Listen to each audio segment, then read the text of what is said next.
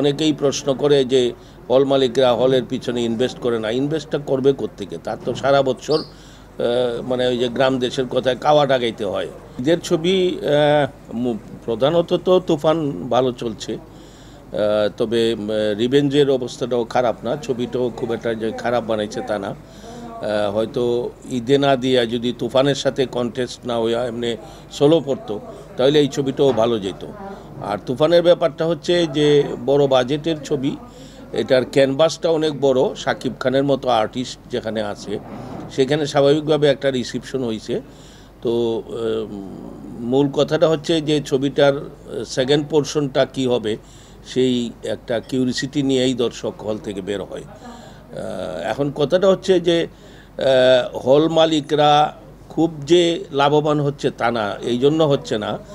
এর কারণ হচ্ছে যে ওই প্রিয়তমার ছবির সেল দেখে দেখা যারা ডিস্ট্রিবিউটর তারা হল মালিকদের কাছ থেকে অ্যাডভান্স এই পয়সাগুলো আদায় করে নিচ্ছে।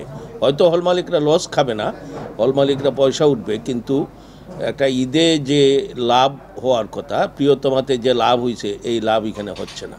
এটা হলো প্রথম কথা। দ্বিতীয় কথা হচ্ছে তারপরেও বলবো যে গত ঈদের চাইতে, মানে গত রমজানের ঈদের চাইতে সিনেমা হল মালিকরা তুলনামূলকভাবে একটু ভালো ব্যবসা করছে। 40% বেশি গ্লো, বিশ্বের 1 নম্বর গ্লো ক্রিম, নতুন গ্লো এন্ড লাভলি।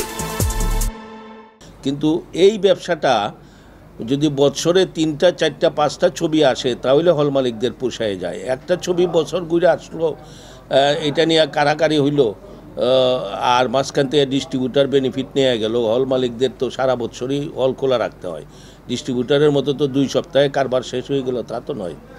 তো এই জিনিসটা প্রডিউসার ডিস্ট্রিবিউটারদের যদি মাথায় যদি না আসে, ওনারা একটা ছবি দিয়েই মনে করে যে হল মালিকরা অনেক পাইছে, কিন্তু হল মালিকদের কি পাওনা, তাদের খরচটা কি, সেটা তো কেউ বিবেচনায় নেয় না। সেই কারণে আমরা মনে করি যে বছরে অন্তত 4-5টা ছবি যদি এরকম আসে তাহলে হল মালিকরা কোনো রকমে পুষায় যেতে পারে।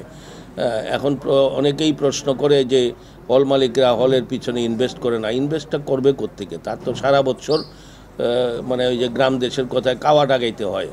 তো ওই কাওয়া ডাগাইয়ার পরে বছরে একবার পয়সা পাইলে পরে ওই সমস্ত দেন আর সুদ করতে করতেই তো হল মালিকের 12টা বেজে যায়। এই জিনিসগুলা বিবেচনায় রাখা উচিত এবং এই বিষয়গুলো ব্যবসার ক্ষেত্রে একটা মুখ্য বিষয় হিসাবে দাঁড়াইছে।